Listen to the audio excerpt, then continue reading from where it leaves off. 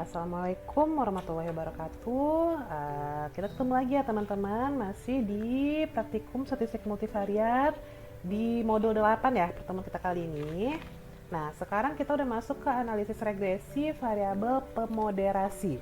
Jadi ada istilah lagi nih, pemoderasi. Kalau minggu lalu kita membahas tentang regresi, sementara minggu ini kita akan belajar tentang variabel pemoderasi. Oke, kita lanjut ya. Nah, ini kita refresh sebentar ya. Kalau minggu lalu nih, contohnya kita belajar regresi.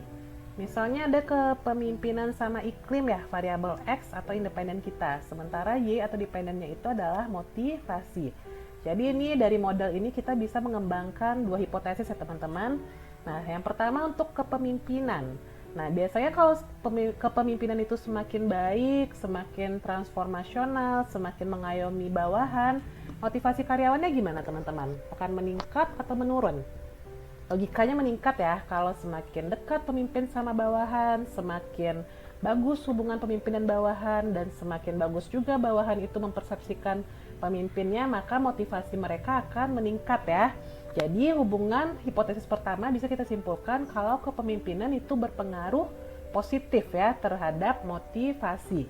Oke, nah kemudian iklim organisasi. Semakin kondusif iklim di tempat kerja, semakin baik iklim di organisasi tempat karyawan bekerja, maka motivasinya juga akan semakin meningkat. Jadi hubungannya juga positif. Maka di sini kita bisa menyimpulkan hipotesis 2 itu adalah iklim berpengaruh positif terhadap motivasi. Nah, ini untuk regresi ya kemarin ya teman-teman. Teman-teman juga bisa lagi kok ngasih contoh yang lain, misalnya pada bidang marketing atau keuangan ya. Nah, hipotesis itu nggak selalu positif ya. Terkadang ada juga hipotesis yang negatif ya teman-teman. Jadi kalian harus hati-hati. Oke.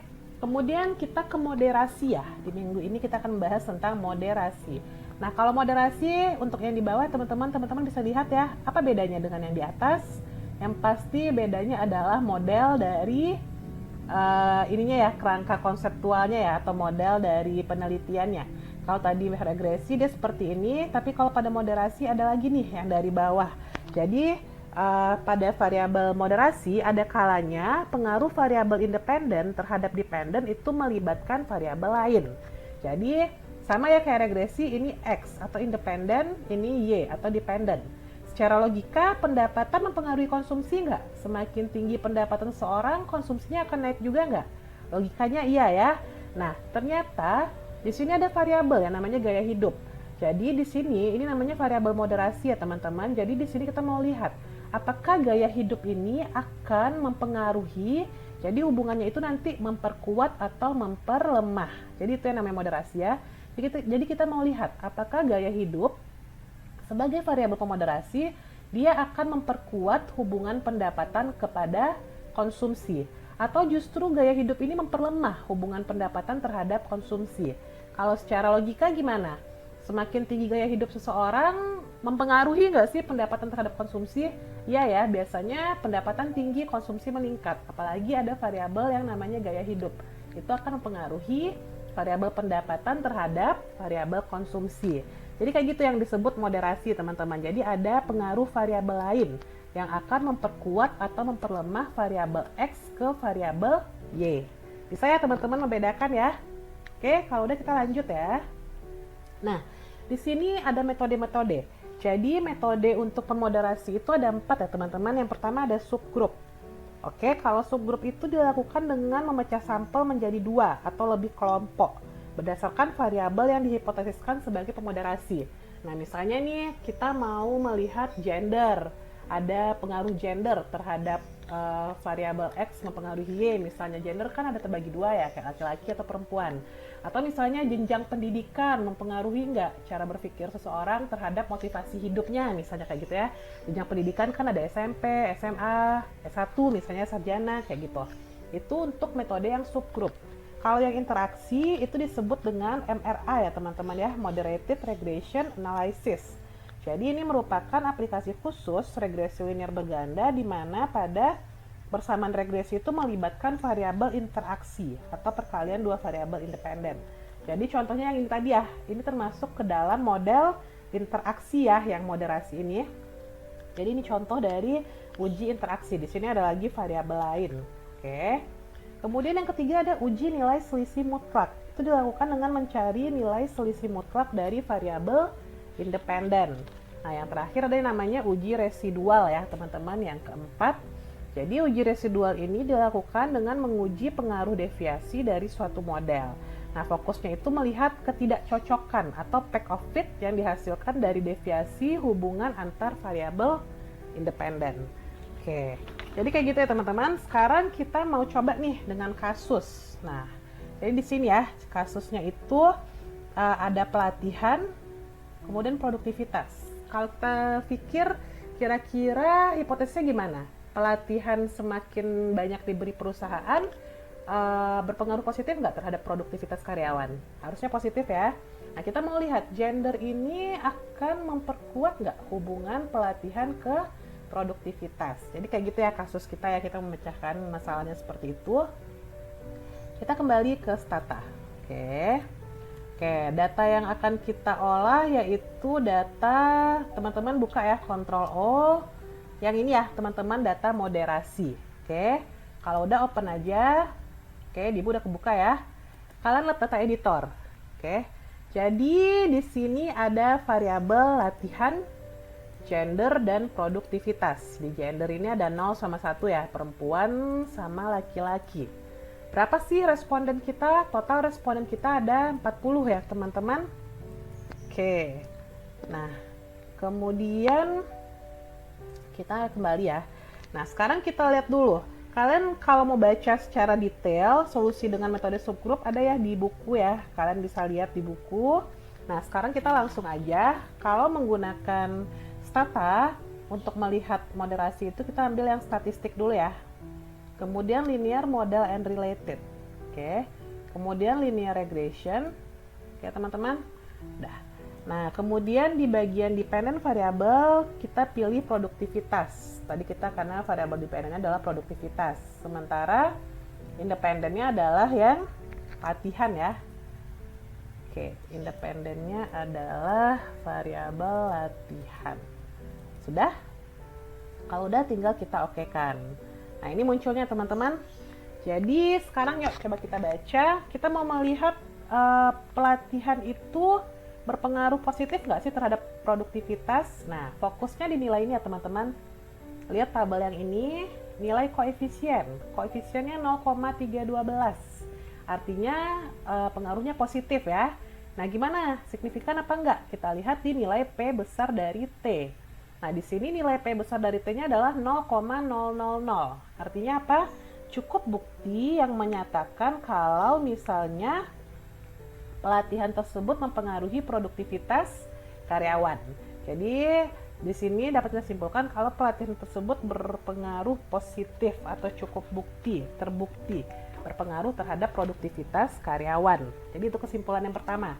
Nah, nilai residualnya di sini adalah 449,774 ya teman-teman. Oke, ini kita baru melihat pelatihan terhadap produktivitas. Sekarang kita lanjut ya. Kita ambil statistik linear model and related, linear regression. Kemudian kita sekarang pilih sekarang kita ini langkahnya tadi masih sama ya, tapi sekarang ini kita mau melihat gendernya ya, pengaruh gender. Kita ambil yang ini ya, yang kedua, by garis miring EF/IN. Kalian pilih repeat common by group. Nah, jadi di sini grup yang akan kita uji adalah tadi gender ya. Kita mau melihat, nah gimana? Ada beda nggak antara perempuan sama laki-laki mempengaruhi hubungan produktivitas terhadap hubungan pelatihan terhadap produktivitas. Oke, kalau ini udah dipilih, kalian tinggal klik oke. Nah, ini ya. Jadi gender 0 ini perempuan ya teman-teman. Gender sama dengan 1 ini laki-laki. Pertama kita lihat dulu untuk yang perempuan. Nah, kira-kira gimana? Di sini untuk perempuan, pelatihan nilai koefisiennya 0,13, positif ya. Tapi lihat, nilai P besar T-nya berapa? 0,107. Artinya besar dari 0,05 ya. Berarti kesimpulannya apa? Kalau misalnya P besar T itu besar dari 0,05, kesimpulannya tidak cukup bukti ya yang membuktikan kalau latihan berpengaruh positif terhadap produktivitas karyawan pada gender perempuan. Jadi itu artinya teman-teman. Jadi di sini tidak bisa kita katakan pada perempuan latihan mempengaruhi produktivitas. Salah ya, karena di sini nilai P besar T-nya adalah 0,107 atau besar dari 0,05. Nah, kemudian kalau perempuan tidak terbukti, misalnya ya, di perempuan nggak terbukti latihan mempengaruhi produktivitas. Kita lihat di gender laki-laki. Nah, kalau laki-laki gimana? Yuk lihat, di sini latihan, ini koefisiennya 0,54 ya. Nah, kalau 0,54 di sini masih positif ya, tapi nilai P besar T-nya itu 0,00 teman-teman. Nah, 0,00 itu kecil apa besar dari 0,05? Kecil ya. Nah, jadi kalau misalnya nilai P besar T ini kecil dari 0,05, di sini 0,00 artinya adalah terdapat bukti pada gender laki-laki kalau latihan mempengaruhi atau berpengaruh positif terhadap produktivitas kerja mereka. Jadi seperti itu ya teman-teman. Jadi beda ya, laki-laki di sini terlihat kalau pelatihan itu berpengaruh positif terhadap produktivitasnya. Oke. Jadi ternyata gender mana yang mempengaruhi pelatihan terhadap produktivitas, yaitu pada gender laki-laki. Nah, kalau kita lihat nilai residualnya mana yang gede? Kalau yang perempuan 159,29, sementara laki-laki 142,075. Jadi teman-teman bisa ya memahami untuk contoh yang kita menggunakan subgroup. Grup di sini yang kita lihat adalah gender ya. Kita mau melihat gimana pengaruh latihan terhadap produktivitas dari sisi gender. Nih, kayak gini. Nah, ternyata hasilnya adalah ketika gender dipecah dua, 0 perempuan, 1 laki-laki, ternyata yang mempengaruhi pelatihan terhadap produktivitas itu justru pada gender yang laki-laki. Oke, bisa dipahami ya. Nanti kalian bisa lihat di buku, di situ kita juga akan melihat tentang sum square residual ya teman-teman, tapi menggunakan uji F, uji T ya, itu dengan menggunakan rumus ya. Nanti kalian bisa lihat di buku, kita pelajari di kelas, oke? Nah sekarang untuk subgroup paham ya teman-teman? Sekarang kita mau melihat solusi dengan tadi ada ya metode kedua namanya uji interaksi. Sekarang kita mau melihat dengan uji interaksi. Jadi pada subgrup ini ada kelemahan ya teman-teman, peneliti itu harus membandingkan nilai hasil perhitungan komputer dengan tabel F untuk melihat ada perbedaan pengaruh nggak, signifikan nggak pengaruhnya kayak gitu. Tapi pada model yang kedua, model uji interaksi, pengambilan keputusan itu dilakukan dengan melihat signifikansi koefisien variabel hasil interaksi. Nah kita lihat juga ya gimana untuk yang uji interaksi ini. Masih dari model yang sama ya teman-teman. Dan masih dari soal yang sama. Oke, coba lanjut. Kita buka stata. Oke ya, data masih data sama. 40 responden ini ya, variabel masih sama. Nah, caranya yang berbeda ya teman-teman. Oke. Nah, caranya sama, ambil statistik, kemudian linear model and related, kemudian linear regression. Oke. Nah, oke. Di sini kita pilih dulu. Oke. Jadi di sini tadi ya, di bagian titik 3 di independent variable ya, teman-teman. Oke. Nah, ini yang muncul. Ini tetap ya faktor variabel, kemudian ini 2way ya, teman-teman. 2way full factorial. Variabel satunya adalah kalian masukkan latihan ya. Yang kedua gender. Oke, variabel 2 gender. Ini jangan lupa dicentang ya. Oke. Kemudian di variabel 2 base-nya ini pilih yang default. Oke. Oke, teman-teman. Nah, di sini tambahkan add to var list. Oke. Nah, ini muncul kayak gini ya di var list bawah C titik latihan ini dikalikan ya, diinteraksikan dengan gender. Kalau udah klik oke. Oke. Kalau udah klik oke lagi. Oke. Oke, gimana hasilnya? Oke, nah teman-teman udah muncul hasilnya. Jadi ini ya regress produktivitas. Ini adalah latihan kali gender ya, latihan kita interaksikan dengan gender untuk melihat produktivitas. Oke, sekarang kita lihat. Jadi kalau tadi sesuatu ya, kalau sekarang kita bisa lihat di sini ya teman-teman. Nih gender dikali sama latihan ya, persilangan antara gender dan latihan.